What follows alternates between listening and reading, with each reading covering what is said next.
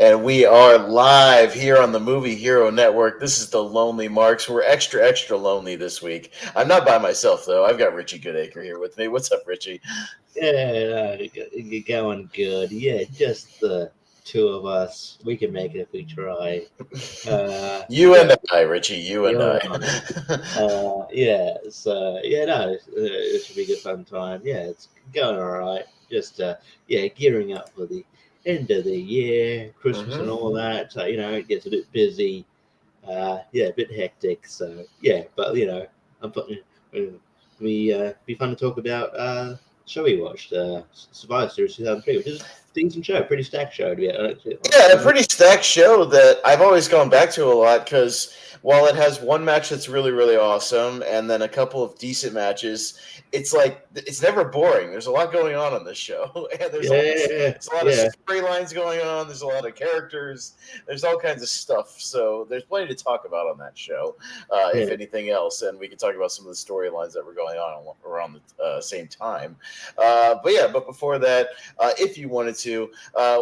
Any current news that's going on. It's kind of a slower week. Obviously, the week before that, we had, CM Punk, doing his thing at the at Survivor Series of this year and showing up.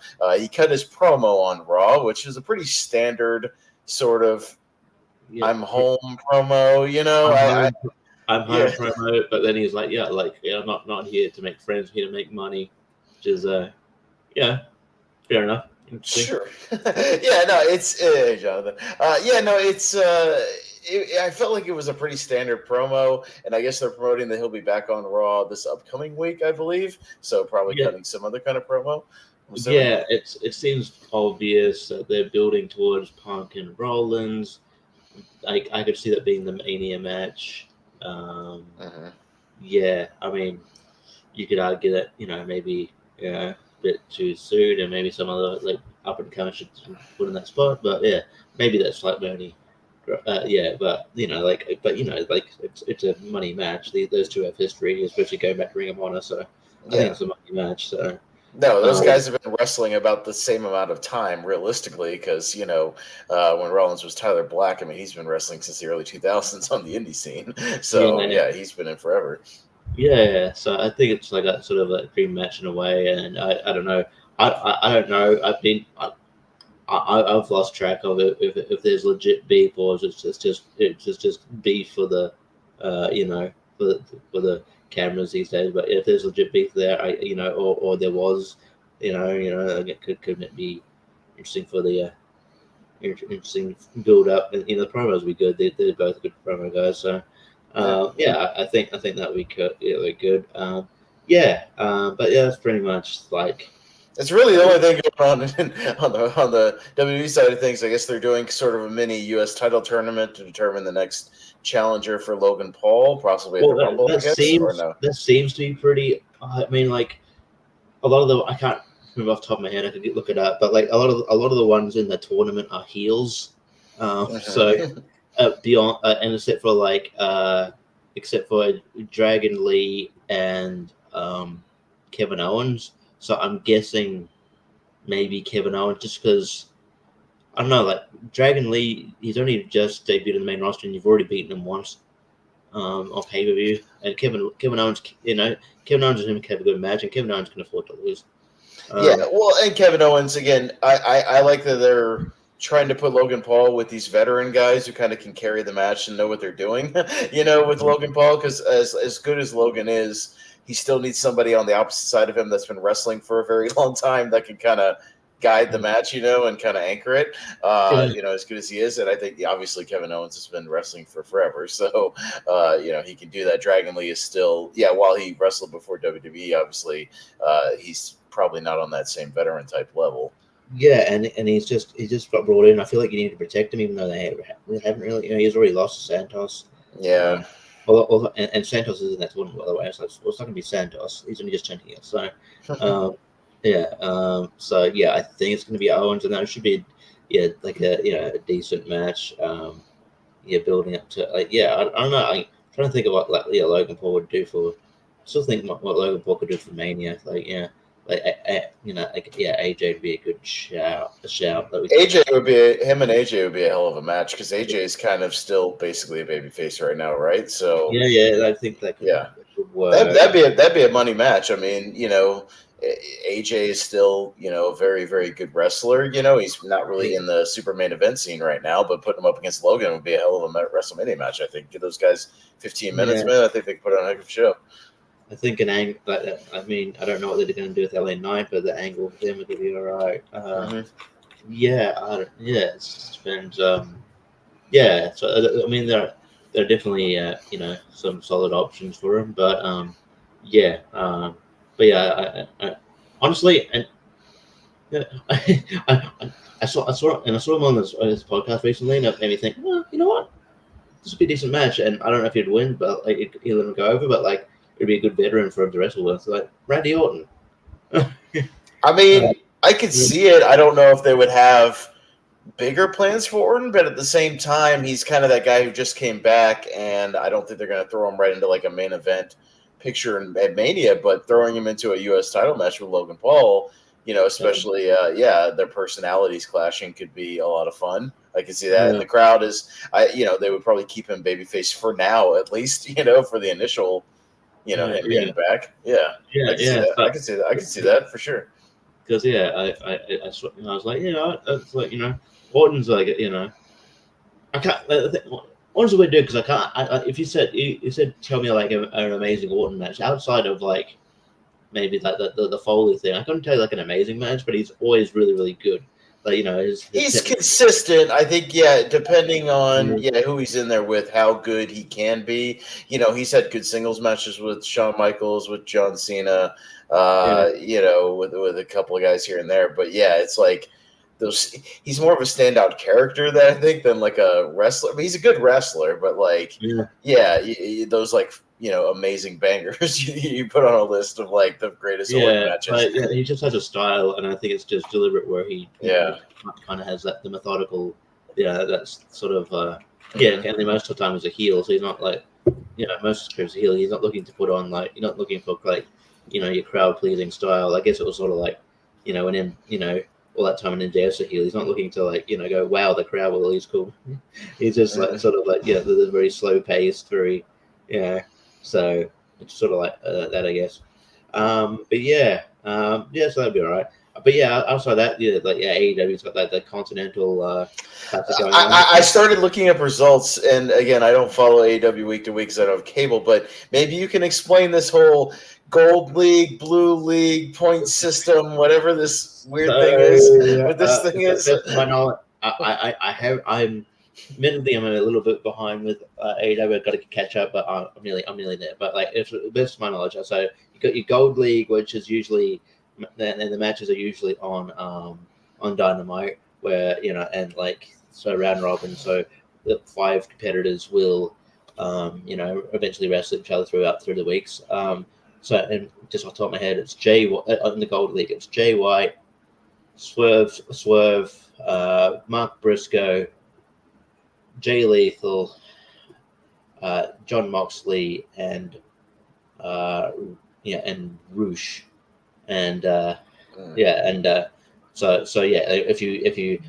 you win, you get 3 points. If you draw, you get 1, and obviously if you lose, you get none.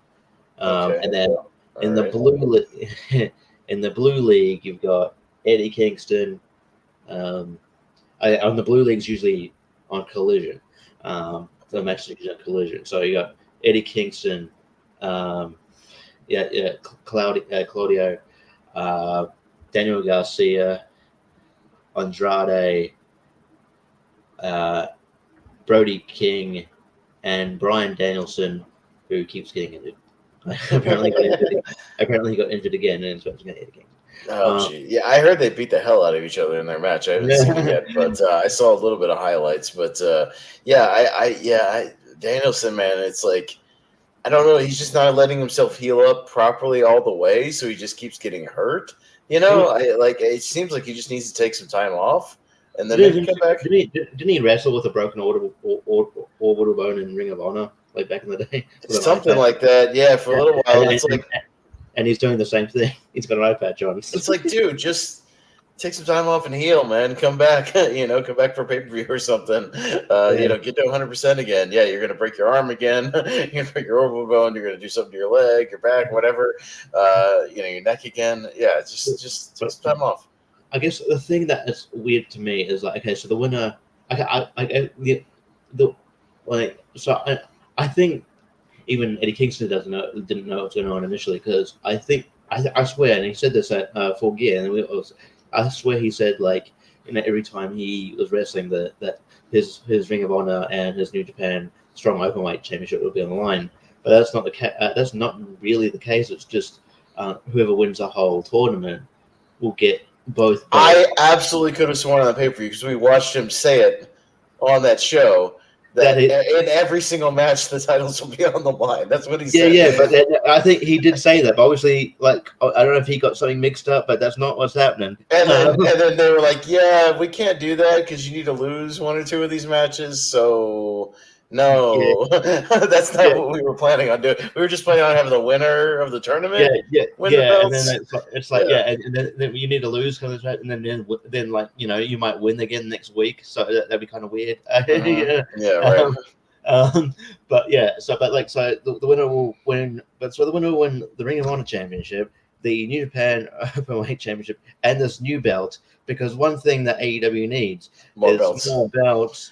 But apparently, according to like Meltzer and Sean Ross, that apparently, I don't know if New Japan's doing away with New Japan Strong, but like I don't know if like New Japan Strong get defended, but apparently, so the Ring of Honor Championship gets can get defended on all shows, which sort of waters down Ring of Honor show, even more. By the way, wait, you mean Ring of Honor is being watered down right now when they have 3 matches announced for Ring of Honor Final Battle, including zero Ring of Honor tag team title matches or world title matches announced at all? Yeah, like they're just doing a tournament for the TV title, and like they might have a pure title match, which by the way changed hands on Rampage. Wheeler Yuta's a pure champion now. And then, so I'm just like, I wonder. I'm like, I almost wish just WWE outbid AEW just for the tape library. Right. And just put it on the network. Yeah, right. Whatever. I'm just like, I don't know. Like, what do you just want to buy Ring of Honor? Just say you bought Ring of Honor? Like, what are you doing with it? Like, I don't know. Just like, it's just sort of getting frustrating at this point, because apparently like the Ring of Honor shows like next week, it's not selling well. Why would it? They're running a venue that holds like I read like 3,000 people or something. They've sold 1,000 tickets. Sold 1,000. Yeah. Well, I mean, why? Your main belts are not even announced as being defended. If you announced that MJF was going to be on that show, or Samoa Joe, or some of those people, you probably would move those tickets, and put some of the people in title matches. You would probably get some people to see, because people would go just to see, MJF or Joe or whoever, they'd go watch them do their thing. And they're not announcing anything. I'm sure, don't worry, I'm sure like the day before the show, they'll announce something. They'll announce something. That's kind of too late. You're like, all right. Yeah, right. No, you gotta. Jonathan's worried that they can't use yeet. Well, can't copyright something that's already like copyrighted. That's. The problem they've run into just now is that like the crowd's still going to chant yeet. So, well, you can't stop the crowd from chanting stuff. But the crowd's still gonna they're going to stop Jey Uso from saying it, though. They should have checked that before allowing him to running right. That's all right. Good job, buddy. The only other thing I can think of is they're announcing this next upcoming Dynamite. They're going to be in Dallas, and they're going to have the Von Erichs on the show. They've been free agents for a while. I'm like, it's interesting. I guess it's also that also ties in with the movie coming out as well. Oh no, I was going to say that I would not be surprised if they pumped the movie with some trailers on the show, some things like that, and did kind of a cross promotion. I'm sure that's what the idea is, because Kevin's going to be on the show with his boys, and they're then going to do the thing. MJF's in the movie, so Oh yeah, no, I'm sure he'll do something to do with that. So I mean, if you're going to do it, obviously do it in Texas. That makes sense. Do it in Dallas. But yeah, I mean, that should be interesting. That movie comes out, I believe, about 2 weeks, by the way. So we're not far away from it. I'm looking forward to it. But yeah, I don't have a ton else unless you had anything else that you wanted to touch on. No, I think that's pretty much it, really. It's I think there was speculation as to, because a few weeks ago it was sort of reported that Vince sold a lot of his shares in TKO, which is the brand that kind of bodies UFC and WWE, that Vince was preparing to leave, but apparently he's just liquidating the money. Apparently he's not leaving, but it is clear that he basically doesn't run things anymore. So I mean, there's solace in that, but yeah, so it's interesting. Okay, well, we'll see what happens, but I mean, I'm looking forward to seeing what Triple H can do it basically on his own, because Vince, even though he dropped out, was still kind of had his hand in things this year, in and out. But yeah, without any actual power, we'll see. We'll see what happens here. But that should be interesting. John, the only other little thing, thoughts on Deonna Purrazzo? Deonna Purrazzo, yeah. And no extension with Impact. Cool. I didn't know this. I haven't caught up with Impact for a little bit, but I think that talk about Deonna Purrazzo for that. I just have to cut my heater off real quick. I'm so sorry. Hang on. That's all right. Jonathan, I think Deonna Purrazzo is one of the best women's wrestlers at the moment. I think, it'd be AEW or WWE would crazy not to get her. I think Triple H will get her as a make good, because they had her and then did nothing. They didn't see what anything in her, and then she was one that proved them wrong. You mean like somebody like Swerve, who they didn't use properly, and now he's like the hottest thing in AEW right now? Yeah. Or even going back as far as, people forget, a guy they had on their books for a bit, Kenny Omega.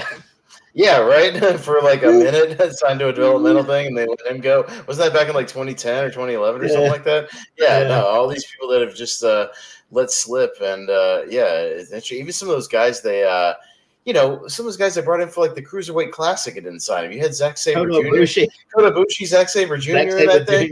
Yeah, you had all these guys come in for that Cruiserweight Classic, which you can still go watch on the network, by the way, and had a lot of these really talented dudes, and none of them got signed out of that, which was ridiculous. Yeah. So, it is what it is. What can you do? I mean, I guess hindsight's 2020. What can you do? Yeah, but, I think Deonna will be fine. I think she'll go. Yeah, she'll won't be a free agent for that.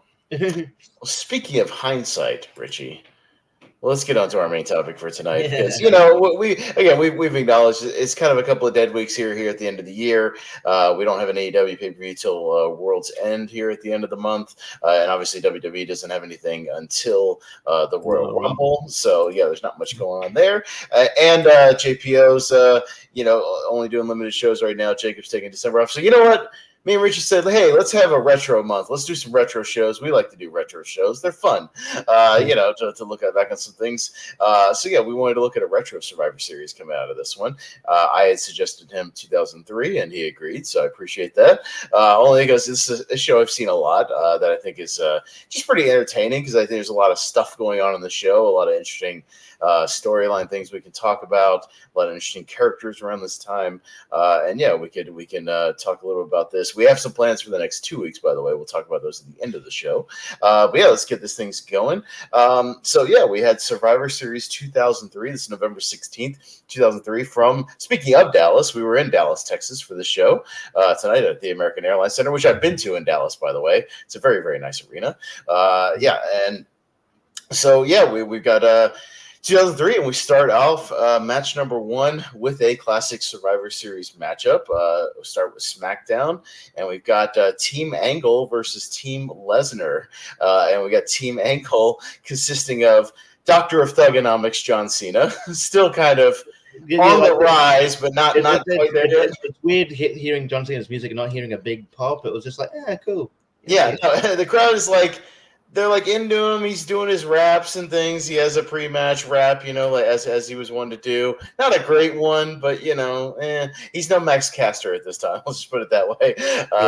But yeah, it's Doctor of Thugonomics Junks. He would really start blowing up when he and we'll talk about the WrestleMania that led into for this time. But he finally, when he would win the U.S. title from the Big Show at WrestleMania, finally get a belt, and he finally got started pushing in 2004. I think was kind of his big breakout year. But yeah, it's John Cena, Chris Benoit. We got Bradshaw, which is weird Bradshaw, where he looks like JBL, but he's still Bradshaw. Bradshaw. Yeah, this is if you look at this team, Angle's got a weird, wacky team when you think about it. A mishmash of people. Yeah, because it was supposed to be, apparently, according to the commentary, the APA of Bradshaw and Farouk. Farouk got attacked, I guess, on Sunday Night Heat or before the show or something. And we've got Bob Holly doing his weird angle where he was looking to get revenge on Brock Lesnar. Anybody remember that? When Brock broke his neck legitimately in 2002, dropping him on a powerbomb. But yeah, that, and obviously Kurt Angle against Team Lesnar, which is a team of giants he's assembled around this time, and that's kind of the gimmick of their team. So it's Brock. It's the Big Show with his very tiny U.S. title around his shoulder. that Big Show is so small. Around this time, Big Show is so out of shape. He's so fat. Oh, he's so slow. He's just fat. So fat, yeah. No, this is where they would send him away pretty soon after this. I think after WrestleMania or something. He got sent back down to OVW again to lose weight. But yeah, he's very slow and lumbering in this match. Not obviously as slow as he's been in AEW as Paul White, but that's a whole other thing. But yeah, we also got A-Train, Nathan Jones, and Matt Morgan. Your fellow Aussie Nathan Jones in there. Remember, for his little run here. One of my favorite moment is everyone's built when Nathan Jones come out. Tony Chimel just said from Australia. He's just, the whole country. He's just from the whole country. The whole thing. Like if you build somebody from Canada, they're just from Canada, all of Canada. Yeah. He's from, for those curious, he's from Brisbane, but anyway. Yeah. But he's the Colossus of Bogger Road, Richie, as his promos would entail. And yes, young Matt Morgan, stuttering Matt Morgan, which was a really stupid gimmick to give him. So they're doing everything they can to kill all these OVW people almost immediately. Speaking of people you don't know, I guess you didn't know, people you don't realize you have, Matt Morgan would become really, pretty one of my favorite people in TNA. I was going to ask you about his TNA run, and if that was a missed opportunity with Matt Morgan, I guess here, because I always thought he still had a really good look. He was really in shape, tall dude, but he still moved. He had good promos, and he had. I don't know. I thought he was pretty good. I think he could have. I thought he. I was surprised he won the main belt in TNA, but at least I did more with him. Yes, Mad Max's Fury Roads, Nathan Jones, the Protectors, Nathan Jones, Troy's Nathan Jones. Yes, we're very familiar with Nathan Jones in movies. He's easy to spot in movies. Let's put it that way. But so we got kind of Angle's team against Lesnar's team. Before we even get started, and this pissed me off immediately. I think I know what you're getting at. You know what I'm going to say. Because this is what annoyed me too. So apparently, Harper Holly gets disqualified, but in reality, no, he didn't, because the match didn't start. The match hadn't started yet. Immediately after Harper Holly got eliminated, they rang the bell. Yes, no, and you know how many times, Richie, we've seen things happen before the bell. People get put through an announcer's table before the bell. They get hit with chairs and sledgehammers before the bell.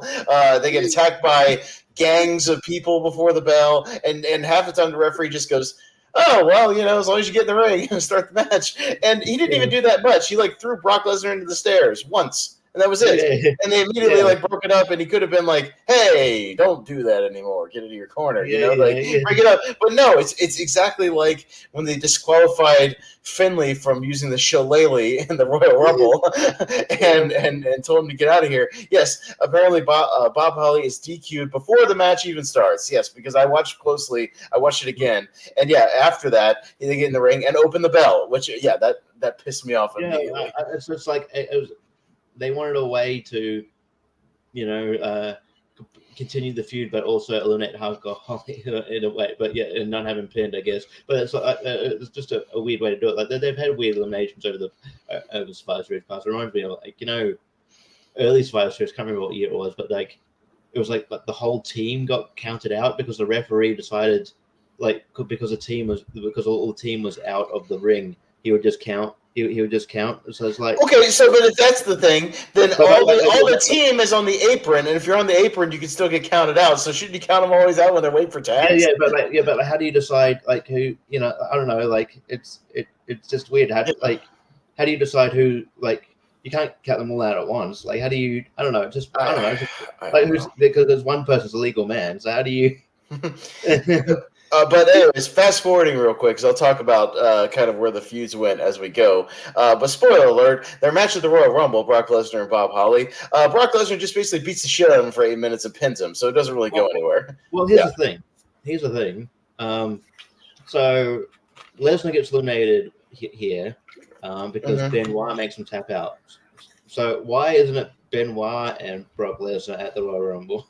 Yeah, Benoit's the guy who, they would taunt Lesnar, over the next month or so with "you tapped out" chants, obviously, and that was kind of like a thing. Yeah, who made him tap out in this match? I mean, we haven't really gotten there yet, but yeah, Benoit makes him tap out to the crossface in the middle of the ring. No shenanigans. He just taps him out, and yet Bob Holly gets himself disqualified or whatever before this match, apparently on the books, and gets a title match at Royal Rumble. So why isn't Benoit getting a title shot? Benoit's far more over than Hardcore Holly. Yeah, and a far more capable competitor. But anyways, we're getting ahead of ourselves. I got to go through the actual match here. But yeah, it was a weird start because Holly gets DQ'd. They get in there. Bradshaw almost immediately eliminates A-Train with a clothesline from Hell in about 30 seconds, which that pissed me off. That pissed me off, as you know how much of an A-Train Albert fan I am. I would just want to see him in the match, and he gets eliminated immediately. It's just a pet peeve of mine on these matches where, like, apparently when it comes to elimination Survivor Series matches, people forget how to kick out of moves. I mean, clothesline from Hell is fine, but then you see like just transition moves. Usually, people go, "Oh shit, I forgot to get how to kick out of that." Now we're in a Survivor Series match. Anyway. So he gets eliminated again almost immediately after that. Big Show comes in and chokeslam Bradshaw. He's gone pretty quickly after that. And then we finally kind of slow it down a little bit.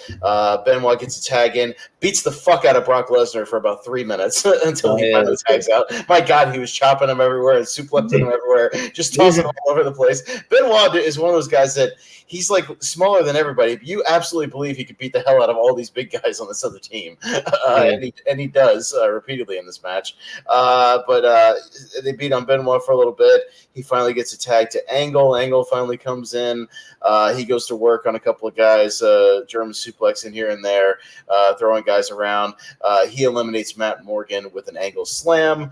I want to say the only thing Nathan Jones has to do in this match, he gets tagged in for about 30 seconds. He does like a club across the back and a body slam and immediately tags back out. That's about all he does in this whole match. I don't want to shit on my fellow countryman, but like he wasn't great in this match. He did come at one point. He delivered someone with a big boot, but then he fell on his ass. Yeah. I think there was a point where I guess he's not supposed to interrupt the pin, but he was so close to interrupting the pin. Like, I don't think he was meant to be that close because, like, why couldn't he interrupt the pin? You know what I mean? And then, like, there was, I think that there was one where Kurt Angle, closed on over the ropes, and it was like he took he had to do it like 2 or 3 times to get him over the ropes. Get him over. I'm like, man. Yeah. I still contend, though. That he's got a hell of a look. He's a big dude. He was I think you could have done something with Nathan Jones had you just retooled him a little more and repackaged him. I still think there's something there, but nobody ever took it. Hey, but you know what? It worked out because a year, 2 years later, he's popping up in a lot of movies, and he had a nice little movie career. So you know what? It worked out for him. I think he's all right.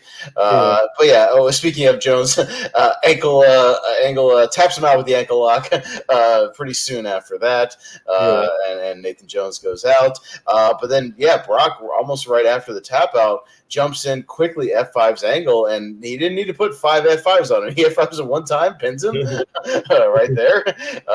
Again, going to your point of. People forget how to kick out in these Survivor Series matches, but they remember in other matches. As you said, a little bit of work then. And weirdly enough, neither captain lasts in this match. Angle and Lesnar both get eliminated. The match comes down eventually to Chris Benoit and John Cena versus The Big Show on the other side, which is weird. That neither Angle or Lesnar is involved in the final thing. But yeah, because Benoit tapped out Lesnar, and then while Big Show is distracted or gets the referee's distracted, John Cena grabs his chain. He hits the Big Show with the chain and then hits an FU, which is still always impressive looking. I think this was the first time we did it too, because I remember watching it live, when I was as a teenager. I'm like, holy, like, because I mean, I kind of expect like someone like Brock to lift him, I guess.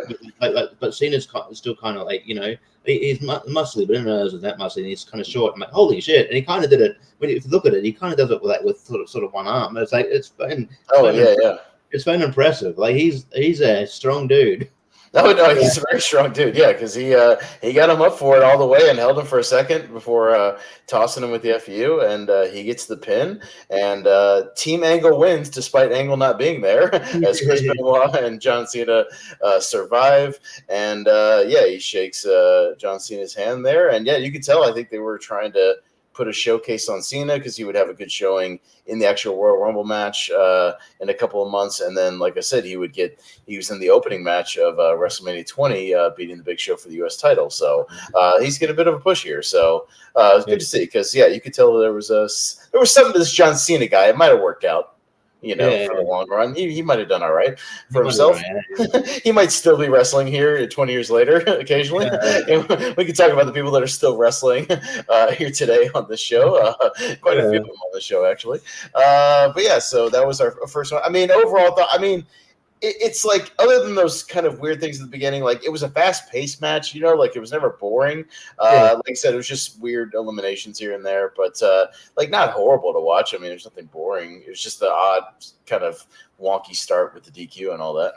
Yeah. No, I thought it was fine. Yeah, like a good fast-paced match, and I obviously they wanted to get overseen. I think they accomplished that, and and obviously and not like. And not overly predictable. You don't expect Kurt Angle to get eliminated. Kind of, like he had his he went on his rush, but then he got eliminated quite quite quickly. I also think, if I'm wrong though, isn't this the time he was kind of working hurt as well? He was still dealing with neck injuries. Hurt, I mean, I think especially throughout 2003, he was kind of working with like a half broken neck most of the time. So most of the time, he only came back in July of that year, and so it's probably not like great. They're probably kind of being a bit cautious with him.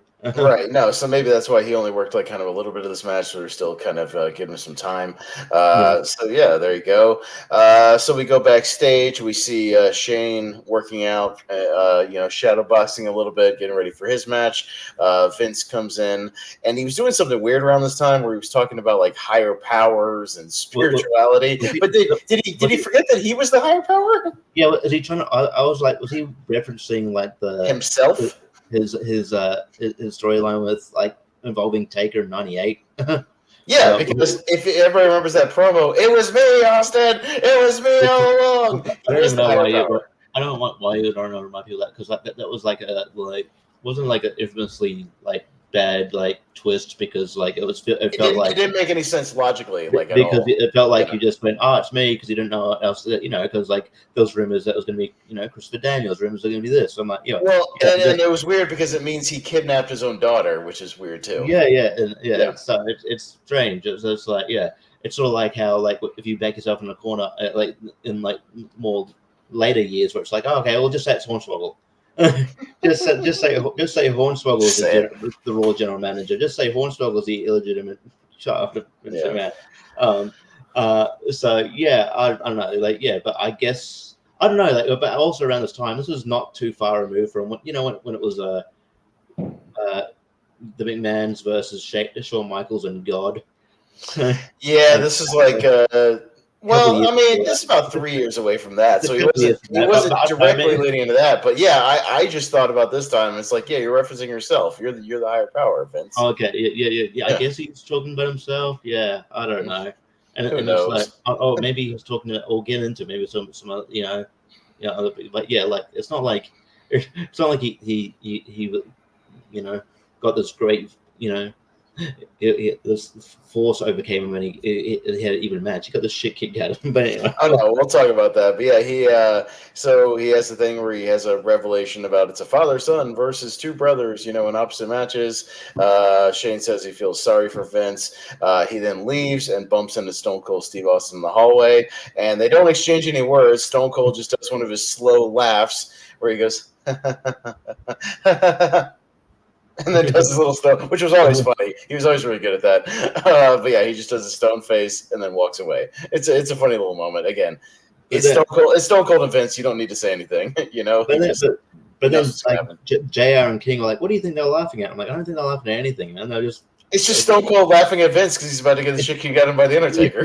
Yeah. He doesn't have to have a reason. He's excited to watch him get the hell beat out of him by the Undertaker. So that's all it is. Yeah, you don't have to say anything. But yeah, there you go. So we go back to the ring. Match number 2, probably the weakest match on the show overall. But again, not a bad match. Just kind of a bad match. It's like a regular Raw match on pay-per-view. Probably the one with the least amount of attention to it, I guess. Just that sort of So we got a women's title match from Raw. We got Lita. This is Lita, by the way, when she was rocking Hot Topic attire, just like black shorts and a fishnet shirt. Lita, not no more jeans and a tank top. Lita. So yeah, that period of 2003 versus Molly Holly, but Jezebel Molly Holly with her brown hair. I think her gimmick is basically. She's a Karen in 2003. Yeah, no, she is, and she's kind of what Ivory was in RTC, but just kind of more of like a not in a pantsuit. And does anybody remember? And yeah, if you look at Molly Holly a lot, the weird angle they did where Trish called her fat, like that was so weird.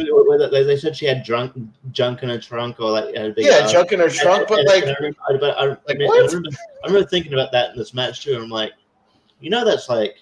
I don't know. I get each their own, but it's not a bad thing, right? That's but nowadays, 2023, that's a compliment. You would have Reddit threads going, "My God, Molly Holly has cake! Holy shit!" Cake, I noticed that. I think you got a good, Molly Holly. Yeah, right. No, I like Molly as well. But yeah, that's what we have here. Again, there's not a whole lot to talk about here. It's like kind of a 7-8 minute match. There was one weird, so.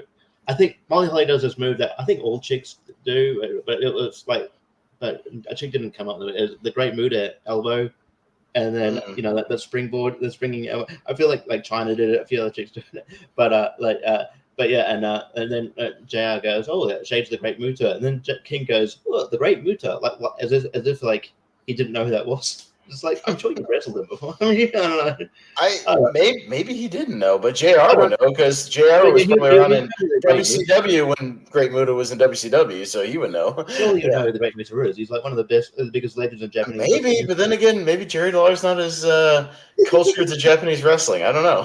He might not be, or maybe he just forgot. But kind of standard stuff here. Molly's working over Lita, a little bit of neck work because Lita's coming off a neck injury. Lita hits cross body for a near fall, but she misses the moonsault. Lita kicks out of the Molly go around, which I thought was going to be the finish of the match. Yeah, she kicked out of that. Which always looked pretty good when Molly would hit it right. It looked pretty great. And then eventually the finish is Molly exposes one of the turnbuckles and slams Lita's head into it and gets the 3 count and retains her title. Not much to talk about here, Richie. Yeah, kind of a standard match here. Standard match. Lita broke a neck, not in a match, on the set of Dark Angel, remember that TV show? So that's interesting. But so it took her a bit out of her career. But this is not long before I think it's the next pay-per-view. Do you remember when they did a storyline where where Lita and Trish had a thing with Christian and Jericho? Oh yeah, they did the mixed tag match at WrestleMania. I think this was a month removed for that, where Jericho turns babyface. Oh yeah, no, and they do the Christian and Trish like make out in the middle of the ring or something like that. That match is not bad at WrestleMania 20, but it was a weird angle though. Strange stuff. So not much of a match there, but not the worst thing ever. I've seen way worse. So we get pretty quickly into the setup for the ambulance match, as we've got kind of the blow off for the Kane versus Shane McMahon storyline that's been going on for a little while. We get kind of a video recap, but I remember this feud very vividly, pretty much from everything they showed in the video, like watching all that stuff week to week. Yeah, you had everything started with Kane tombstoning Linda McMahon on the rampway. I love the overdramatic video packages. Oh, they're literally playing O Fortuna in this video. It's very overdramatic. But yeah, you had a lot of back and forth stuff. You had the Shane stuff where he kicked him into a burning dumpster. You had Kane electrocuting Shane's balls with a battery. It shouldn't have been funny, but it was. You had the big famous, he dumped Kane into a limo and then had like a attachment thing where he rammed it into the side of a semi truck. A lot of kind of big back and forth brutal. They had a match at Unforgiven, the previous pay per view, Last Man Standing. Yeah, where Shane did one of his missing dives where he just landed on he dove off the stage. Yes. But here we got an ambulance match. I don't know if we'd ever had up to this point one in WWE. We'd had those ones in WCW with Mike Awesome. I believe we had. I think. I know that. I know. No, it wasn't an ambulance match. It was I'm thinking of a stretcher. You know, it was a stretcher match. You know, the one with Brock Lesnar and Big Show had a stretcher match. Yeah, that's pretty fun. That match is fun. Yeah, where Brock dives off the forklift. Yeah, that's a fun match. That was a Judgment Day the same year. But this is the first ambulance match from what I could tell in WWE. So we get Kane versus Shane. This is kind of the bluff. First off, the big note: Kane's pyro goes off, and the ambulance was parked right on top of the pyro, and damn near set the ambulance on fire. That was funny. Yeah. And then you see him backing up almost immediately, like, whoa! Jesus Christ. Because you see the tubes parked right near the tires, and I was like, oh, this is not going to be Then Shane, when Shane comes out, he immediately clotheslines Kane over the top, and then Kane falls right on his head. Right on his head, and that one angle from the far side of the ring that just showed him go and not hitting the floor, but like you just see him literally downward spiraling into the ground is horrifying. That was a horrifying spot to just start things off with. So they brawl a little bit around the announcers table. There's one of those annoying spots I hate where Shane is repeatedly hitting the stairs with a chair, but Kane's head is in the V part of the stairs, so clearly not being hit at all. He's not even telling that he's getting hit. Like he's not going. No, he's just laying there. Yeah, I mean, wouldn't it be better if he had it laying on his, stomach or back or something, and he was sitting there? I don't know. You can still protect. You can still be fully protected, just making a lot of noise, but it would look better. It gives an opportunity, obviously, for Shane to do his big elbow to the announce table. I feel like that's like a staple. You got to have the elbow to the announce table. Every single time Shane wrestles, every time it's his thing. But I always feel bad for Hugo and Carlos at the announce table. Then they don't have a table for the rest of the show. Shane's gonna have a match, I guess. We're gonna get used to. What number are they? 5 or 6 or something near the end of the show? No, they're third. And they're gonna third. We got 2 hours left. Yeah, you got 2 more hours of you just sitting awkwardly at a table. Awkwardly. Wait, which, by the way, can they not just set them up like a regular wooden table, like a fold-out table? At least have something to put their papers on. Put your notes and shit. Yeah, just something. You can't give them just. Can the Dudley Boys get them a table? They're on the show, right? I'm sure they can find them a table. Yeah. They brawl a little bit around there. Shane kind of leads Kane to the back loading dock area. Blindsides the feed goes. I don't know if it was like a. There was a camera that kept going in and out, and the crowd booed every time it went out. But they didn't really miss anything. They were just kind of brawling down a hallway. Shane blindsides Kane with a kendo stick a couple of times. There's a really weird little security booth, which is an obvious prop. There's a little kind of square, one-person security booth thing with also a concrete divider conveniently in front of it. And then Kane gets set up kind of right in front of it. Shane gets in a car, backs up into Kane, or I should say, backs up into the concrete divider, and Kane kind of dives through this, sugar glass or whatever it is through the thing, and then he backs up another ambulance that's conveniently back there. I guess Shane had arranged to be back there. Well, yeah, he gets on his walkie-talkie and he goes, "Back it up, bring it back, yeah, bring it back." And I felt dumb, and I think obviously the announcers felt dumb because I'm like, "What is he talking about?" I'm like, "Oh, an ambulance." All right. Yeah, he got another ambulance, a different ambulance back there. And by the way, side note, and I'll talk a little about this at the end of the match. The ambulance drivers in this building were shit. They were terrible. It took them forever to do anything. This one guy can't back at an angle up to this damn thing. He's backing up over and over again. It's weird. But anyways, he tries to put Kane in there, but it doesn't work. Kane kind of pops back up. They eventually just kind of brawl back up into the main entranceway with the main ambulance that's right there. There's a spot where Kane kind of throws him up onto the windshield, and windshield cracks a little bit, and he gets hit on there. Kane tosses Shane kind of back first into the ambulance a couple of times. Eventually, there was the one spot, and they showed it on the replays, where Kane is kneeling by the back door of the ambulance, and Shane full on, and Kane doesn't put his hand up for it, slams that door right into his head. It looked disgusting when he did that. And it made a huge thud noise, just thud right into his head. That looked brutal, and they played it a couple of times on replay. And I don't think he got his hand up for that one. There's a couple of times throughout his career, Shane's, maybe got carried away and legit just kind of people that he tells a story about how it was maybe building up to the match WrestleMania where he legit hit Undertaker with a monitor, and then so at Mania he's just like, I'll get you back for that, and he just Undertaker legit just smashes him in the head with the monitor, and he just goes down like a second face. Oh, there's your receipt. Yeah. I feel like after that the couple of times where Kane just basically choke slams him into the side of the ambulance. He's throwing him pretty hard into that damn thing. He's like, brother, I'm going to get you back for that one. But Shane does a coast to coast off the top of the ambulance, landing on a very convenient crash pad right in front of Kane, which is kind of just a little prop, kind of nicely laying there. But still cool, still a cool spot for what it is.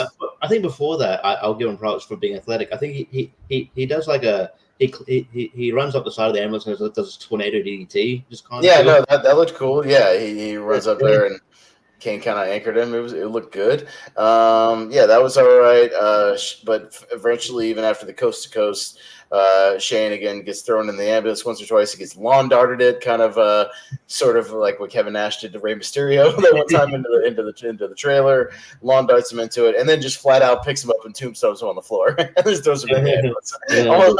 Almost as if they were like, "Hey, you guys are out of time. All right, tombstone." They're done. Yeah, and I think the crowd were surprised too. Like, oh, okay. Oh, that was the end. Oh shit. Well, maybe they were expecting him to get choke slammed on top of the ambulance or something big like that, or even tombstone on top of the ambulance. Choke through it or something. You know how? Something.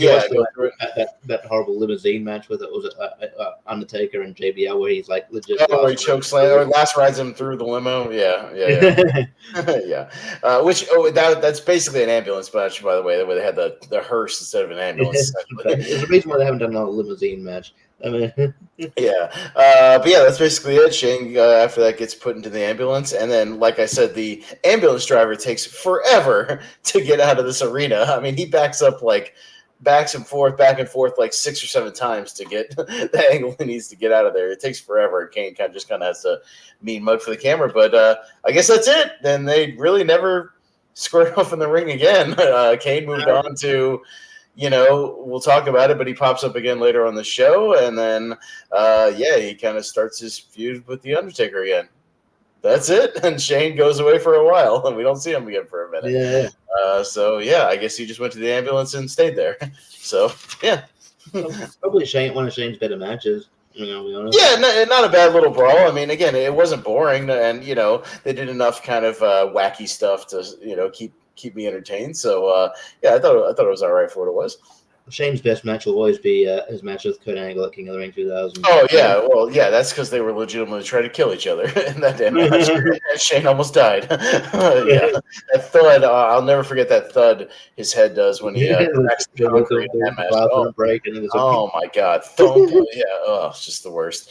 So speaking of geeks, Joey Matthews, or not Joey Matthews, Josh Matthews. Josh Matthews, who looked like he was 16. He looks like he's 16 with his frosted tips, and he's fresh off of Tough Enough. He doesn't know what he's doing. His question is literally like, so, what are your thoughts on losing the match to Kurt Angle? Like a dork. What do you think my what do you think my thoughts are? But this is, basically Brock's promo is he's claiming he didn't lose and he didn't tap out. He's just denying it. He's doing, the Chael Sonnen thing.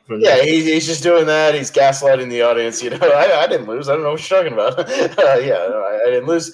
Eventually, Goldberg walks up and introduces himself, and they sort of, start teasing their eventual infamous match at WrestleMania 20, which would lead to. But the build-up for it wasn't that bad because they had the back and forth at Royal Rumble and No Way Out, interfering in each other's things. Like, it wasn't bad leading up to it. Just was a colossal fuck-up when it leaked out that Brock wanted to go to the NFL. So, and then Goldberg was leaving too. And Goldberg was leaving too, so nobody cared. Anyways, we come out, Jonathan Coachman comes out. Coach comes out. I forgot about this music. This music rules, by the way.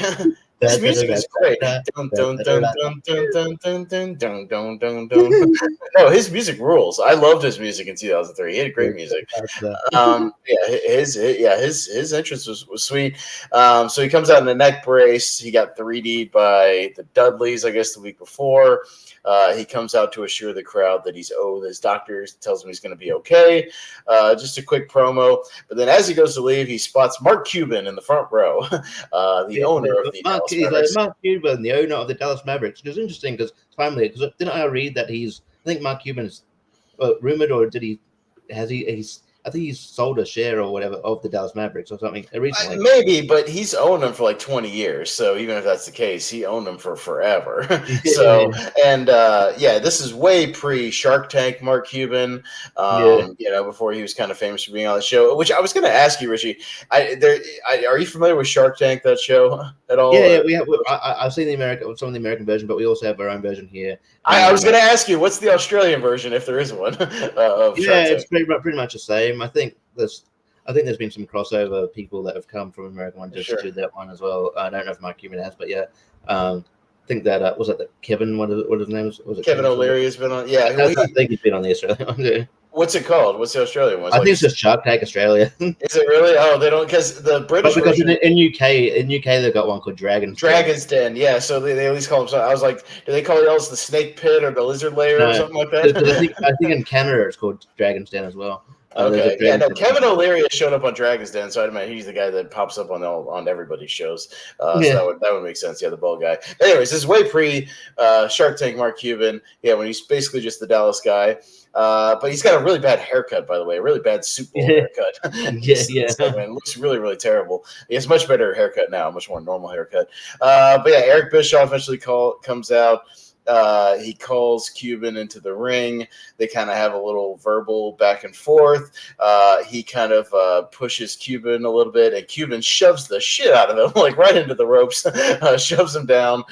Crowd kind of goes crazy, and out of nowhere, legend killer Randy Orton kills the legend of Mark Cuban. And Mark Cuban, to his credit, took a pretty good RKO from Randy Orton. Yeah, he took a pretty flat bump. Yeah, took it straight on, and I've seen way worse RKOs. I can say that. So Mark Cuban, not one of the bad RKOs. He took a pretty good one here. So yeah, I know. I thought a good. I guess they always use coach in this role. It's like, hey, we got time to fill. Go out there. Yeah, go out there and do something. Yeah, it felt like there was a couple of segments where they had to stretch out the time a little bit, because when you actually look at the show, it was relatively short for the amount of matches they had. It felt like a few times they were kind of stalling for time a little bit, especially with Stone Cold later. We'll talk about that.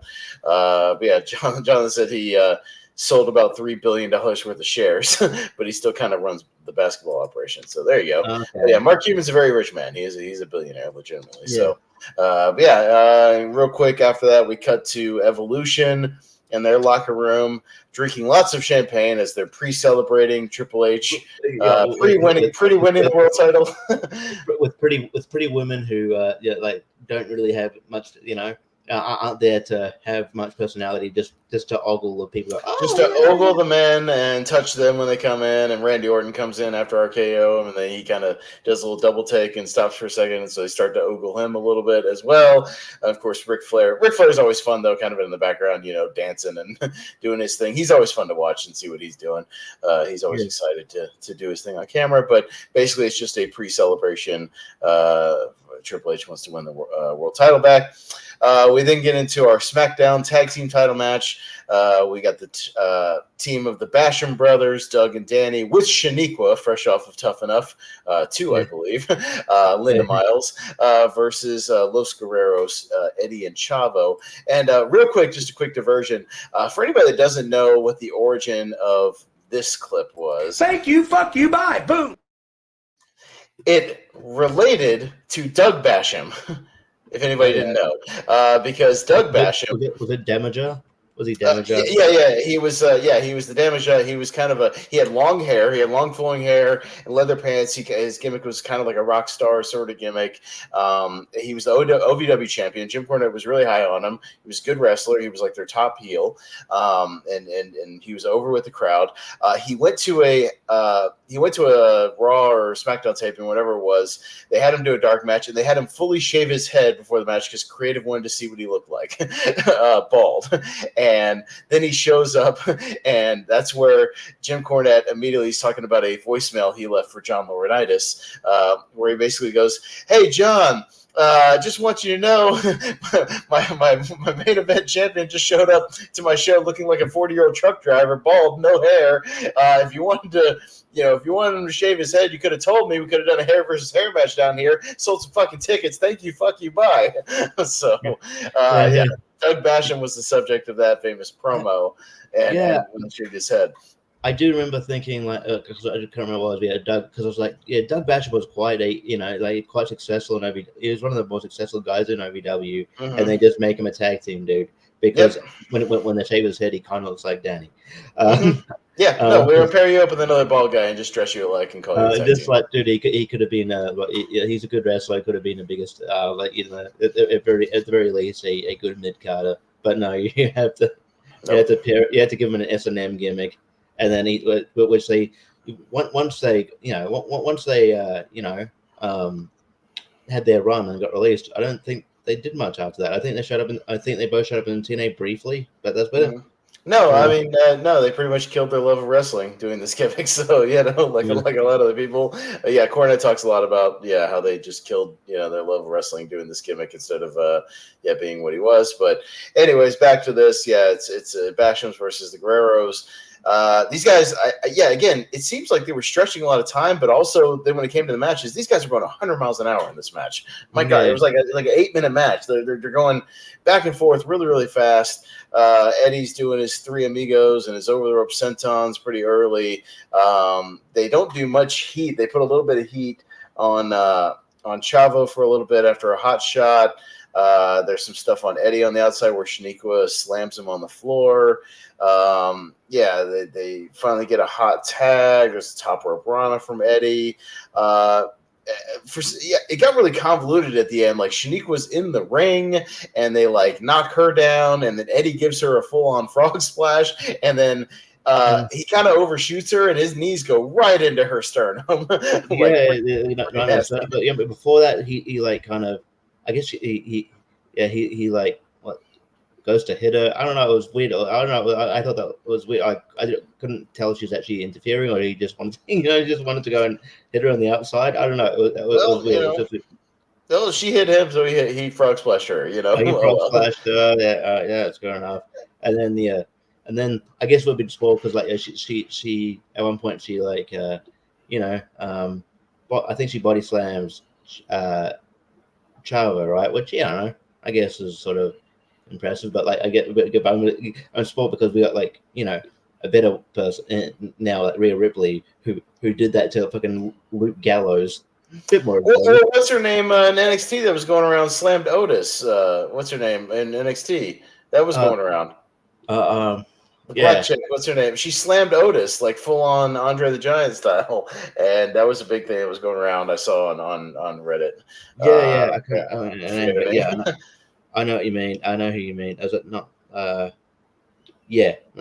Not Lash Legend. Yeah, I don't remember. Lash. She slammed Otis full on. Way more impressive if you ask me than that. But there's a lot of nonsense at the end behind the ref's back. Eventually, Chavo goes to do like a tornado DDT, accidentally kicks Eddie, and then one of the Bashams, I forget who it was, rolls him up with the tights and gets the 3 count. And by the way, Shanique was like running around, no problem, right after the frog splash. So I'm sure she got a talking to about that right afterwards. Yeah, I do remember her having a really bad attitude as well. She didn't. She didn't last very long. This gimmick was very short lived. But yeah, I mean, again, not a bad match. It just seemed like it was kind of rushed. They just went very, very quickly, and the crowd didn't seem to care that much. And also I think like because like there was a lot of like stuff going on during the finish. I don't think people realized like Chavo got pinned until a couple of seconds later. Okay. Oh, you got pinned, all right. And then they did a pet peeve thing where Eddie, obviously Eddie and Chavo are on the outs here, and then so Eddie was upset at Chavo, but it's like, dude, you do have the option of replay. You can look at the replay and then see that it was an accident. But anyway, but yeah. But they were about to push Eddie though for his singles run, because obviously he's about 4 months away from actually winning the title at No Way Out. So I mean, and Chavo turns heel soon because Chavo and Eddie versus each other at Royal Rumble. So So they started to do that. Eddie goes on obviously to win the title before WrestleMania, which was great. But so they're going to go their separate ways. So the Bashams retain. We go into match number 5. It's Team Bischoff versus Team Stone Cold. Kind of the background of this one is, they're co-general managers, Stone Cold and Bischoff. Stone Cold is tired of doing the co-general manager thing, and also it's the gimmick where he can't hit anybody unless he's physically provoked. So they do a lot of go arounds around. We saw that SummerSlam where they shoved Coach into him so he could stun him. Provoked. So that's kind of the thing. They challenge him to this match. If Stone Cold wins and his team wins, he can beat the shit out of anybody he wants, I guess. Willy-nilly? Okay, fine. And then if his team loses, the Bischoff's team, he's gone as co-general manager. And that's the idea. So Team Bischoff consists of Scott Steiner with Stacy Keibler. I thought that was Stacy. So I remember this because it was like, I think Steiner as babyface shooting with Test, and then they had a match at Unforgiven for the services of Stacy Keibler. Steiner won, and it was like, oh yay! And then Steiner immediately turned heel, and so he was. And then did the gimmick I hate that they do with every woman with a heel, where he doesn't want the woman to be sexy or whatever, and show off her stuff, and is mean to her. Like that's the same gimmick they've been doing for like 15 years, and it's annoying. Of like I've got a sexy girlfriend, but don't show it off. Like that's it's the same. It's been ever since like Mark Mero and Sable did the same thing like 5 years earlier. So it's Scott Steiner, it's got Christian, Mark Henry, Chris Jericho, and Randy Orton. 3 of these guys are in AEW right now. Christian, Mark Henry, and Jericho. 2 of those guys, Christian, Jericho, very much still active. Randy Orton, still active. Scott Steiner on the indie scene, still active. Still does the old indie date here and there. Still there. Against Team Stone Cold, which is the Dudley Boys, not as active, but still occasionally, Bully Ray still is. Bully Ray still semi-active. RVD, who was just in AEW this year and active. Yeah, he's got a match, I think, coming up in the Independence against Matt Riddle. I think Matt Riddle's first nice. WWE match is against RVD. Cool. Booker T, who's still active as an announcer, but he's still around, and Shawn Michaels, who is not active and no longer has hair. So, that's what we got here. The match starts off pretty hot. By the way, this is easily the match of the night. This is a great match. The star of this match is JR. Yeah, no, Jay. Okay, and I'm going to highlight that. I have it pulled up on YouTube. I'm going to pull up the last minute or minute and a half of this match because he's awesome. JR is so great in this match. This is like prime. This is like why I argue with. I don't love JR now because he's just past his prime, but in his prime, JR could absolutely add to the drama of a match, 100%. And this is like I have a prime example of JR adding to the match in the best way possible and elevating, the storytelling of a match. Because we'll talk about it. But JR is awesome in this match. He's phenomenal, and this is why I go back and watch this match a lot because JR and Shawn Michaels are the MVPs of this match easily. Because Shawn is amazing in this match in the ring, his performance, and then JR is great on the mic. But we'll get there. But we start off hot early. RVD's kind of running wild on a bunch of guys, hitting all of his big moves. Steiner gets in, hits some suplexes, some of his spots. It's basically a lot of the guys hitting their signature moves kind of here early. Booker T gets in, hits a couple of his kicks. He hits a scissor kick. Things kind of break down. So quick start here. We get our first elimination when Scott Steiner is eliminated by Booker T hitting the bookend on Steiner. So he eliminates him. Well, he goes for they say, he's got the Steiner recliner, which is his version of the count. It wasn't even locked in properly. It had he wasn't even on the ground. He wasn't leaning back on it. It's a very lazy Steiner recliner. He was definitely reclining in this one. Very lazy. It was interesting seeing Steiner and Booker T in the ring together. I'm like, two people WCW. who had one of the last feuds in WCW for the belt. Yeah. Also, we should say Mark Henry's out there with Teddy Long, pre-SmackDown co-general manager. And I totally forgot about that. I forget that they did the whole that their heels for calling out racism gimmick. That makes them bad guys for calling out legitimate racism, which Teddy Long legitimately experienced in the business. It was just weird seeing him like buddy with Eric Bischoff, and they're both cheering on people when they would be like rival GMs in a year. Like a few months later. A few months later. But anyways, out of nowhere, Booker T hits the bookend, but then Mark Henry comes in and pretty much quickly slams Booker with the World's Strongest Slam and eliminates him.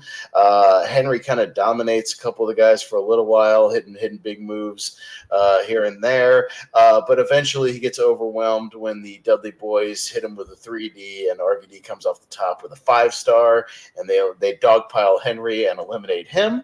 So Stone Cold's team doing pretty well, getting the early advantage here.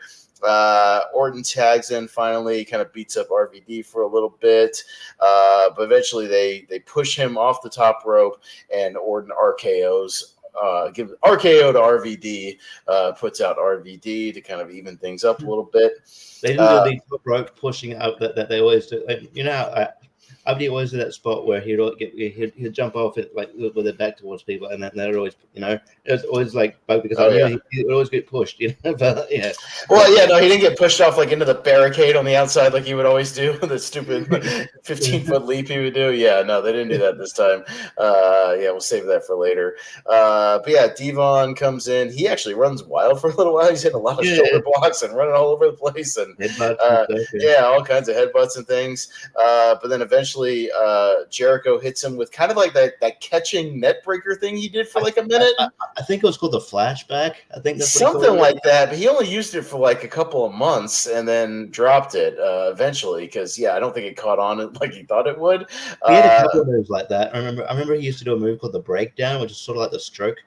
It's like John Cena in the first match used a move called the throwback that he used to do that he doesn't do anymore, where it's kind of a somersault kind of cutter sort of a thing. It's like what Charlotte does with It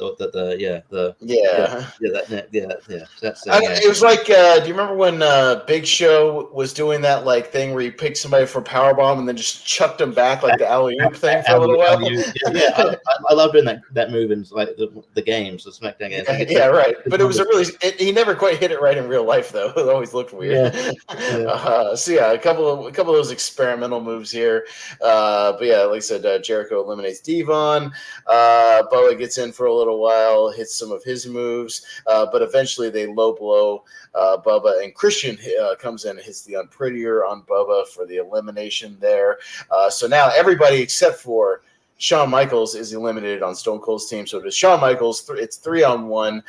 Christian, Orton, and Jericho against Shawn. And this is where the match really gets really, really good because obviously Shawn is Shawn. And this is another reason, Richie, why I contend stuff like this is why his run in 2002 on was better than his earlier run, JPO. I contend that. I will forever argue that. His run was way better. I don't want to live in an alternative universe, though, where the winners of the match are Shawn Michaels and Bubba Ray Dudley. Oh, yeah, no, right? That would be really, really random. But yeah, so so Shawn goes to work for a little while, but they eventually cut him off. And on the outside, they do the classic Shawn Michaels has to blade himself in the middle of a catapult as he does, and you can tell he does his thing while he's about to get catapulted. He gets catapulted into the turnbuckle there, and he hits a gusher, man, because he's bleeding all over the damn place after this. As you'll see a little bit in the clip I'm going to play, because I've got it queued up on YouTube. I just have to share it in a second, and I'll show you the kind of the final minute and a half of this match as we watch it together. But because I just want to highlight JR as well as Shawn. So Shawn's in there. He's getting beat up a little bit, but he starts to make a comeback. Christian goes for the unprettier, but Shawn's able to counter into a sweet chin music, and it was cool because he hit the sweet chin music and then just sort of fell backwards, kind of collapsed on Christian, but still got the pin. It was a pretty cool looking spot, the way it came together. So he eliminates Christian. The whole thing as well on commentary is that Jerry Lawler's like, JR he's lost this match. It's already over. Like, eventually he's like, I believe, when like Shawn's, making his comeback, and Stone Cold's great on the outside, kind of as his cheerleader. Jericho comes in, tries to get the advantage on him. Eventually, Jericho goes for a lion salt. Shawn gets the knees up and then just pulls him into a kind of a cradle, small package, and pins Jericho out of nowhere. But right afterwards, Jericho, which obviously they would have, many matches over the years in their feud, he gets mad and hits Shawn with a chair on his way out. Right in the head. Right in the head. I'm I'm pretty sure though Shawn got his hand up. He used to do that, but he would get his hand up. So it was very obvious hand up, especially when even when he hit the post. Like it was like, no, totally. But Shawn was safe like that, so he could do it safely and still make it look good. But yeah, hits him with one on the way out. So JR is freaking out. How dare it? God damn it! No, doing his thing. God damn Jericho. Eventually, Mike Chioda gets killed with a crossbody off the top rope from Randy Orton. Randy Orton hits this crossover and squashes the shit out of Mike Chioda like sideways. It looked pretty gross when he hit it. But Shawn is about to hit Orton with the sweet chin music, and Eric Bischoff runs in and karate kicks Shawn right in the ribs. And that's about where we're going to pick up on the clip here, Richie, as we'll watch it kind of together. I'm going to pull this up. And again, this is just the last minute or minute and a half. We'll watch it together. But again, I want to highlight Shawn and especially JR. JR is amazing in this last minute and a half. It is pretty damn great. So as I'll kick it up here. Look at his face. But Wilder survived. You gotta be kidding. Is he gonna? He's one kick away. One kick away from into this damn thing. Does he have the strength left in him? Does he have the blood pumping through his veins? Look at this! Look at Bischoff on the Bischoff with a martial arts kick. Look at Stone Cold and Austin. Nothing. This awesome stunner. Yeah. Nice. Yeah. That'll do it.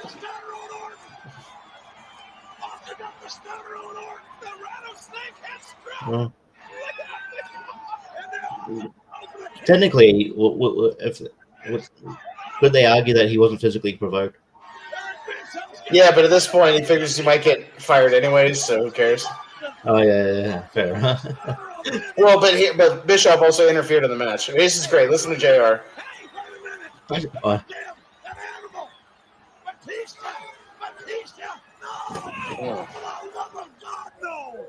Yeah, probably the biggest part of this match I remember is Batista. Yeah. This is my favorite part, though. I don't think Austin even saw what happened. Oh, wait a minute. Austin's not aware. Orton's got a cover. Batista's taking Michaels out. Can Shawn Michaels kick out? Kick out, Shawn. Kick out, Shawn. Kick out. Oh. God Almighty. Your winners.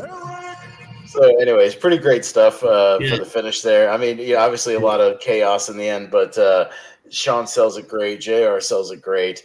I've straight up copied what JR did there on commentary before in a match where there was a guy named Frank who was like the owner of the company, and he was on a team with John Davis, and he was getting pinned, and I straight up ripped off this whole thing, and I went, John's not aware. John's not aware. The pin, kick out, Frank. Kick out. Kick out. And he doesn't kick out. Like, I straight up ripped it off because I've watched this match so many times. It's a great finish. And Sean, just the whole match in general, especially that last part where he's kind of on his own against three guys. It's why Sean is what he is, and he's a great storyteller in the ring. And he knows how to do the most without – going 100 miles an hour, how to make the most out of every little spot. And that's what he was great at. Yeah. So, but yeah, he's fantastic. So I definitely recommend that match. That match is awesome. And it's just a really fun Survivor Series match in general. And again, that last stuff is great. Post-match, Austin kind of cuts a quick promo about starting his career in Dallas. And then I guess it's kind of fitting that he should end it in Dallas. Coach comes out again with security guards. But eventually Austin gets fed up with it, lays out all the security guards, and then stuns Coach eventually, and then has a final beer bash. And I guess, Richie, we never saw – that's the last time we saw Stone Cold Steve Austin in the WWE, right? So he was gone. Yeah. I've seen him for 20 years. He was back a couple of months later. Back about a month later as the sheriff, like almost immediately. As the sheriff, and then he was back telling he may or may not have attacked Test in the Royal Rumble to get Mick Foley in, or maybe Mick Foley attacked him. I don't know. Yeah, it's weird. Yeah. He's the guy in the back that goes, you just laid out my number. You laid out my number 20 or whatever. Yeah, you're my number 20. Yeah, get out there. No. Yeah, no. So he's back very, very quickly because I remember that spot in the Rumble as well. He comes back pretty quickly. But we go into our final two matches here, as we got match number 6, the Buried Alive match, as we got the Undertaker versus Mr. McMahon. Again, Vince comes out weirdly like praying and stuff, like holding his hands together, talking about the higher power, doing his thing. Vince McMahon gets busted open apparently from one punch from the Undertaker. Takes a single punch from the Undertaker and he's bleeding buckets. He took like so much. There's other stuff he could have taken that could have just could have made the bust. He gets hit with a shovel later. We'll get that and the monitors. You could have done any one of those. Get hit with the monitor, bust yourself open, whatever. Yeah, the shovel shot would have been a good time to do that. Because the shovel shot. But oh my God, he laid the shit out of him with the shovel. It's like holy shit. Funk, right in the head. This is basically like a 10-minute squash match. I mean, Vince McMahon gets like zero offense in this match. It's just Undertaker. And almost awkwardly where the crowd's just like, yeah, we get it. You're the Undertaker and he's Vince McMahon and you're beating him up and he's not a wrestler. It's not like the street fight between Vince and Triple H at Armageddon where there's like, kind of like a story. And Vince does get offense in here. Like he basically Undertaker beats the shit out of him for 8 long 12 match. Crushes his ankle and just absolutely. And then they'll recap the story. I'm like, oh yeah, I forgot we're in a different era. Apparently, Vince's threatened to get hit. When he Undertaker's wife at the time, Sarah, I believe, raped or something. Terrorists come to his house. I'm like, Jesus Christ. Yeah, what are we doing here? Yeah, it's really, but yeah, it's basically the whole setup of this is they eventually just brawl to the they've got like a mound of stuff, a mound of dirt and whatnot, and like a tombstone, and they've got a power loader with dirt in it, kind of sitting above it where you can dump the dirt on there. They brawl over there. Eventually, Undertaker throws some dirt McMahon throws dirt in the Undertaker's eyes, low blows him, hits him with the shovel as well, kind of in the chest. But Undertaker makes somewhat of a comeback. He throws McMahon into the grave. He goes to get into the the door of the loader, and there's a pyro explosion right in the Undertaker's face, and Kane steps out of the loader, which I'm assuming, I don't know how he got in there without some of the crowd seeing him. I'm sure somebody must have seen him get in that loader, because that thing is very, very tall. But yeah, Kane steps out of there and lays out Undertaker in the grave, and then tells McMahon to go get in there. And then eventually it takes him a minute to do it, but they dump all the dirt on the Undertaker and bury him alive. So Vince McMahon wins the buried alive match. And of course, this was to give Undertaker a little bit of time off to heal up some injuries that he had, as well as retool him, and he would reemerge as the dead man again at WrestleMania. Yeah. Yeah. But like it was almost like such a squad. Like you look back at it, and I guess you look back at it knowing, kind of knowing more about like the ins and outs of how things work. You're like, oh yeah. But halfway through the match, if I'm watching it now for the first time, I'm like, yeah, of course Vince is going to win this match. He's getting the shit kicked out of him too much for him not to win this match. You're like, Right. You know what I mean? Like it's No, he does. I was gonna say the only reason to really watch this match is not a lot going on other than the final spot. Is there are some shots at ringside of how many pools of blood are all over the damn place from McMahon. My God, there's blood everywhere. They show the announce table afterwards, and It's just covered. Yeah, there's blood pools all around the floor around the announce table. It's really weird. There's blood everywhere. He hit a gusher as well. So yeah, two very bloody matches on this show between McMahon and HBK. So, but yeah, so Kane stands tall, and then they would do the teases, at the Royal Rumble, obviously with the gong and some other teases here and there, and yeah, eventually it'd be Undertaker and Kane at WrestleMania. So, again, long-term storytelling, I don't mind that, kind of leading up there. But yeah, we move on. Even same show from Kane over Shane to Kane and the Undertaker almost immediately on the same show. Moving on to a different storyline, and then we we build up, but we get to our main event. For the World Heavyweight title. A match that at this point when it actually happened, Richie, I felt like I'd seen like 20 times already, but it was really only their second singles match. Happened. Yeah, because I remember the Unforgiven match, where Goldberg actually won the title from Triple H, and then we watched that SummerSlam where they killed Goldberg's momentum dead when they stopped him, pinned him in the Elimination Chamber when the crowd quickly realized that, you're just going to squash Goldberg like that? All right, that sucks. I guess back then, I guess they always just put like the world title on match on first, but last. But I would probably, if I was just like sitting out the show, I meant just because of the emotional thing, the Stone Cold stuff last. I'd put the Stone Cold thing on last, and maybe this, maybe near the end. Yeah, I don't know. I just felt like I was like, oh, okay, this is the main event. All right, Goldberg. Yeah, a little of that, and it's a Goldberg match, so it's not going to be like amazing. But because it's in Triple H, it's going to go longer than it needs to be, even though Goldberg really just needs to be doing matches under 5 minutes, essentially to be great. Because this was a match that I looked it up. It was like 11 minutes. This match feels like 20 minutes or something. It feels like 20 or 25 minutes, even though it's 11 minutes. It's really weird. It feels long. This is also classic bike shorts. Biker shorts, and he's off the steroid gas, so he's kind of inflated a little bit. So Triple H is not as shredded as he once was because they were cracking down on steroids at the time, so he's a little puffy. We'll say, but yeah, this is biker shorts Triple H, which always looked weird. Him wearing these long black biker shorts, but he's out there with Ric Flair challenging. So there's a spear before the bell. There's a little bit of Ric Flair getting involved before the bell.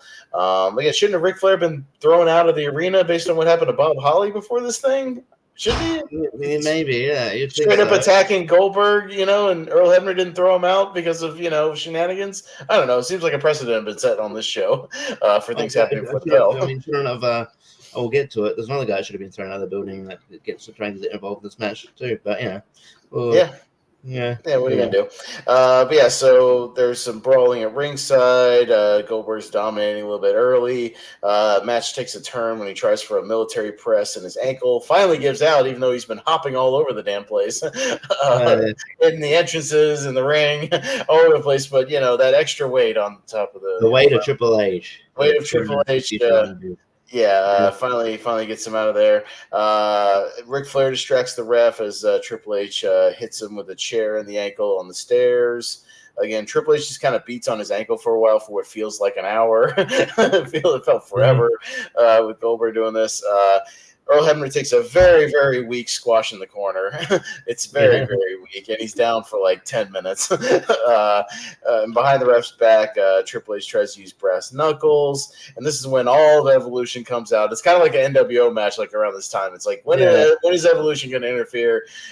Batista interferes, Orton interferes. Yeah, Jay goes, "Oh, it's Randy Orton." Oh no, it's Batista. It's Batista. And that's when I'm like, "Yeah, well, Batista got involved in the other match, shouldn't he? You know, he should. I mean, I guess the ref's down. That's fine, but whatever. Like, it's just like, I don't know. What are you gonna do?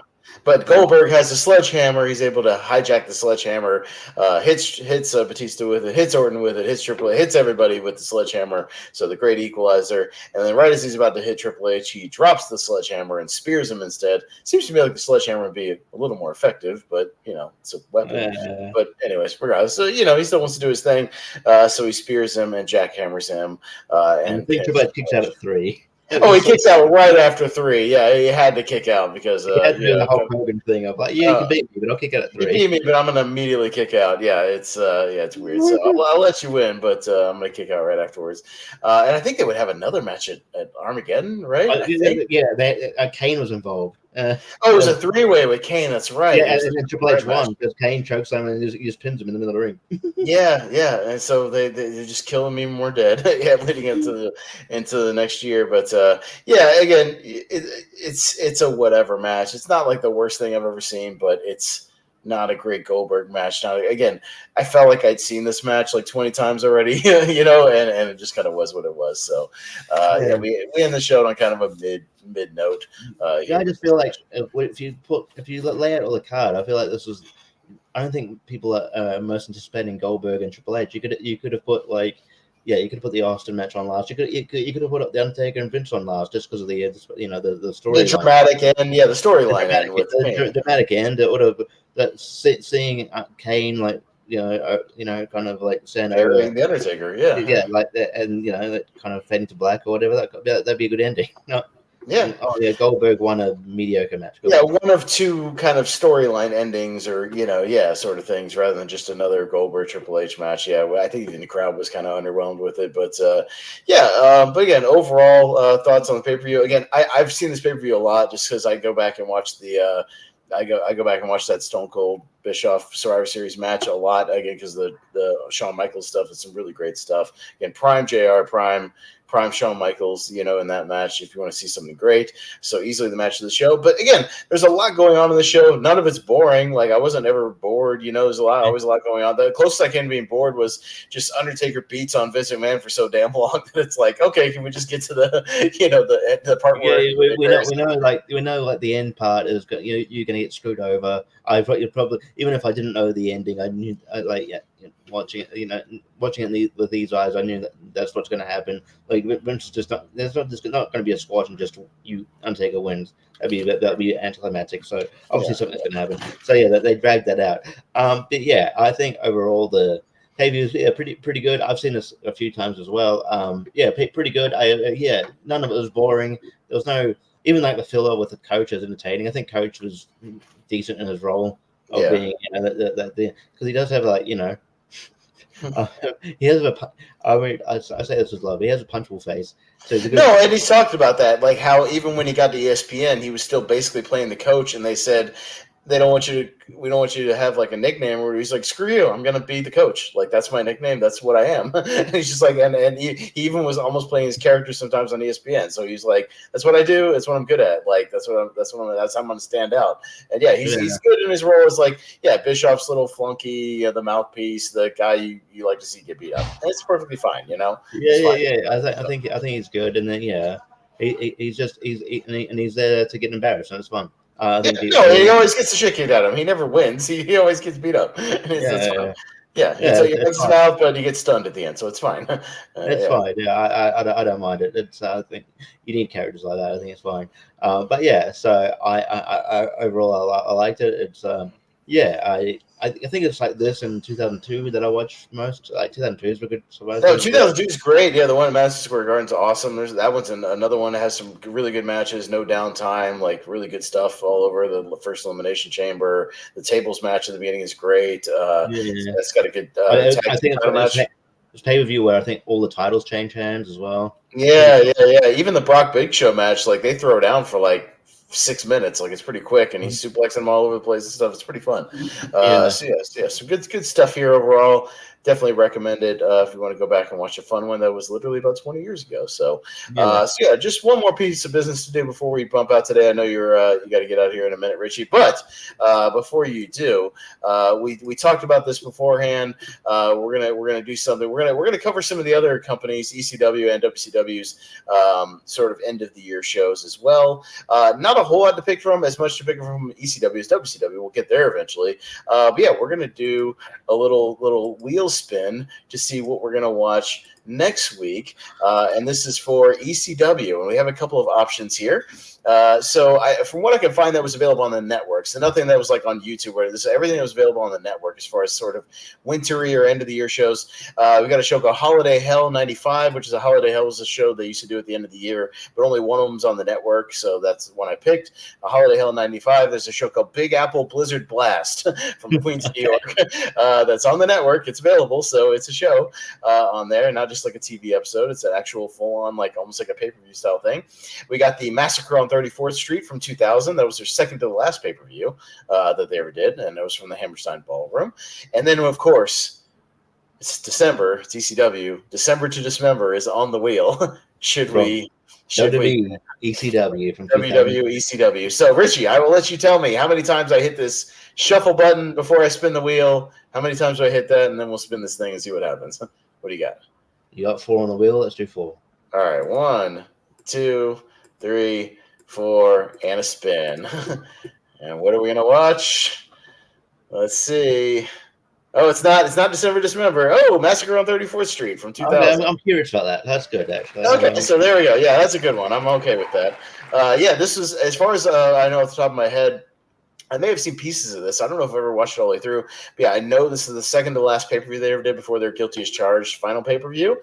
I believe this is the pay-per-view where Steve Corino wins the title, I think. Oh, yeah. So, which I've never actually seen that match. So there you go. But I know it's from the Hammerstein Ballroom, same place where they have the final pay-per-view, Guilty as Charged. So, but that crowd was always fun. That's where they had the One Night Stand show from 2005. And I believe GCW had a show there last year. So. PWG, I think, has even run a couple of shows there in New York. So, but Ring of Honor ran there for a couple of pay-per-views. It's a pretty famous venue. 2000 ECW, I'm sure we'll get some FBI, some Tajiri, some Rhino, some some Jerry Lynn. We should get some decent stuff on there, and of course, lots of impromptu matches, as ECW's wanted to do on the pay-per-views. Impromptu matches, one after another, as they like to do. But hey, it should be fun. Let's dive into some ECW. We're both ECW fans, so I don't mind watching some ECW from 2000. So that'll be 2000's Massacre on 34th Street, which is on the network, and of course, we'll talk any other news that pops up throughout the week. But Richie, is there anywhere people can find you online? Anything you got going on? You can find me online. Just all Trivia Spaces. Tournament Fights. I believe the next one I'm doing is next week, which will be the rolling the bands. The best bands. Yeah, that'd be kind of cool. I don't often delve into music, so it'd be kind of cool. And other than that, I've got a Combat Wrestling trivia match coming up soonish with versus Alec Miller. Still got some Battleground stuff coming up soon. I'll be on the free for all. On the 17th. Free for all that you got going. Seen and heard. So got that going on. Still got a few things going on as we wrap up the new year, and I'll still got some movies to check off my list before do my end of year Is Godzilla -1 out in Australia yet, or is it still yet to come? I'm seeing it tomorrow. Yeah. Oh, nice! I saw my third screening of it today, so needless to say, it's pretty high up on my list, Richie. I hope you like it. I'm going tomorrow. I have to go to a different. It's not at the closest theater near me, but I'm going to this big one that I'm doing shopping at anyway, so I'm just going to go. Nice. Then. So yeah, and it's getting big buzz here too. So I'm like, okay, I'll go see it. Nice. I hope you like it. It's not just a great Godzilla movie. I think it's just a great movie in general. So I highly recommend it. Like I said, I just went and saw it for my third time today. So I'm very happy with it. I really like it. But yeah, speaking of Seen and Heard and Movie Hero Network, got kind of a double dose of Christmas stuff. Tomorrow night are Christmas adjacent movies tournaments. Those movies where Christmas just kind of in the background, not as much with the plot. So that should be all right. Got a good panel for that one. And I'll be hosting Seen and Heard on this coming Sunday night with our actual Christmas movie Seen and Heard that I'll be hosting as kind of an exhibition. So because Jordan Anderson's going to play in that one because he wants to play. So I'll be hosting that one. So that should be a lot of fun. But thanks for joining me, Richie. I appreciate you helping me keep the show alive while things are kind of wonky here at the end of the year. And like we said, we'll cover some more whatever news comes out this week, and ECW's Massacre on 34th Street from 2000. So that should be fun. We both love ECW. We'll dive into some ECW, so that'll be a lot of fun. And and then the week after that, at the end of that show, we'll spin the Starcade wheel and see what Starcade we do for the show after that. All right, so that'll be fun too. All right, but thanks for joining me again. Appreciate it, and we will see you guys next time here on the Movie Hero Network.